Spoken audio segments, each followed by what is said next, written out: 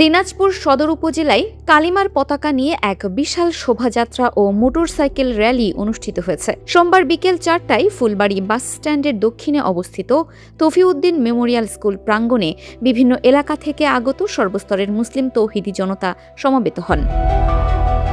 পরে সেখান থেকে কালিমার পতাকা হাতে একটি বর্ণাঢ্য শোভাযাত্রা ও মোটরসাইকেল র্যালি বের হয়।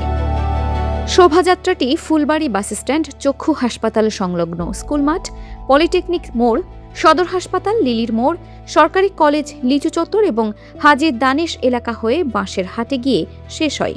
আয়োজকদের দাবি, ধর্মীয় মূল্যবোধ, ঐক্য ও সম্প্রীতির বার্তা ছড়িয়ে দিতেই এই কর্মসূচির আয়োজন করা হয়েছে।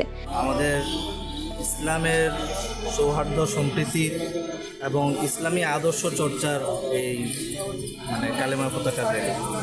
এর বাইরে নির্দিষ্ট দলীয় বা নির্দিষ্ট গোষ্ঠীও এখানে কারো পক্ষ থেকে না, বরং সর্বপ্রকার ধর্মপ্রাণ ইসলাম প্রিয় মুসলমানদের নিয়ে এই কালেমার পতাকা র্যালি দিনাজপুরে এটা সবার সম্মিলিত ক্রমে এটা আয়োজিত হবে। আমাদের আজকের এই কালেমার যে আগ্রাসন কালেমা পতাকার যে প্রদর্শন, এটা শুধু একটা নির্দিষ্ট আঙ্গিকে বা নির্দিষ্ট একটি উদ্দেশ্য না, এটা উদ্দেশ্য ব্যাপক।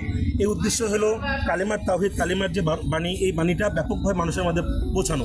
শোভাযাত্রায় বিভিন্ন বয়সী ধর্মপ্রাণ মুসল্লি ও তরুণরা স্বতঃস্ফূর্তভাবে অংশ নেন এবং কালিমার পতাকা বহন করেন।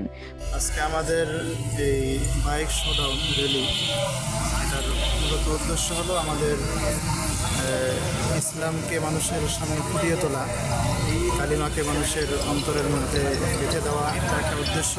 কর্মসূচি চলাকালে শোভাযাত্রার রুট জুড়ে সাধারণ মানুষের মধ্যে ব্যাপক আগ্রহ লক্ষ্য করা যায়। আইন শৃঙ্খলা পরিস্থিতি স্বাভাবিক রাখতে এ সময় সংশ্লিষ্ট কর্তৃপক্ষ প্রয়োজনীয় ব্যবস্থা গ্রহণ করেন।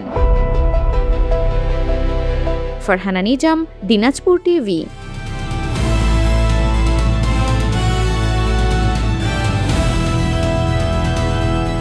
দিনাজপুর টিভি মানুষের জীবনের কথা বলে।